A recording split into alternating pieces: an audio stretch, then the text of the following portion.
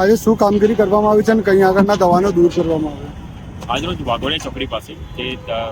દબાણો વધી રહ્યા હતા, વાઘોડિયા ચોકડી પાસે જે બ્રિજ છે તે બ્રિજની નીચેના દબાણો અને જે બ્રિજની ચારે બાજુ જે 4 ખૂણાઓ છે તે ખૂણાઓ પરના જે દબાણો, લારી ગલ્લા અને એ તમામને ખસેડવા માટે નેશનલ હાઈવે ઓથોરિટી દ્વારા જે અભિયાન ચાલુ કરવામાં આવ્યું છે તેમાં લોકલ પોલીસ સ્ટેશનના, કપુરાઈ પોલીસ સ્ટેશનના માણસો તથા બાપત પોલીસ સ્ટેશનના માણસો એ હાજર રહીને